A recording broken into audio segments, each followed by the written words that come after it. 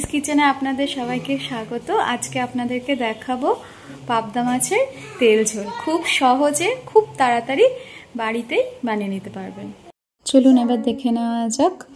পাবদা মাছগুলোকে প্রথমে নুন হলুদ মাখিয়ে নিয়ে তারপরে কিন্তু তেল গরম করে ভেজে নিতে হবে।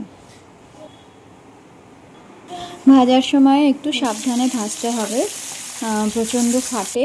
তো হচ্ছে যে এক পিঠ দিয়ে একদম ঢাকা দিয়ে দেবেন, তারপরে ঢাকা খুলে আলগাভাবে আর এক পিঠ ভেজে তুলে নেবেন।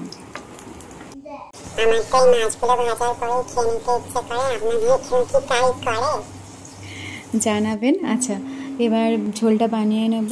তেল গরম করে কালো জিরে, কাঁচা লঙ্কা, টমেটো কুচি দিয়ে ভালো করে কিন্তু নেড়ে চেড়ে নেব। সামান্য নুন দিয়ে দেবো, তাহলে টমেটোটা নরম হয়ে যাবে। আর দেবো হলুদ আর কালারের জন্য কাশ্মীরি লঙ্কা গুঁড়ো। স্কিপ করতেও পারেন। ভালো করে নেড়ে চেড়ে একটু কষিয়ে নিতে হবে। তারপর যতটা ঝোল চান সেই অনুযায়ী কিন্তু গরম জল দিয়ে দিতে হবে। ঝোলটা ভালো করে ফুটে গেলেই মাছগুলো দিয়ে 5 মিনিট ঢাকা দিয়ে রাখলেই কিন্তু একদম রেডি গরম গরম পাবদা মাছের ঝোল। আমার তো গরম ভাতের সঙ্গে অপূর্ব খেতে লাগে। আপনারাও একবার অবশ্যই ট্রাই করে দেখবেন। খুব সোজা রেসিপি এবং শরীর খারাপ একদম হবে না এইভাবে যদি আপনারা খান। সবাই খুব ভালো থাকবেন, সুস্থ থাকবেন।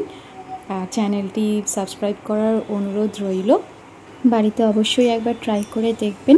আশা করি ভালো লাগবে। আজকের মতন টাটা।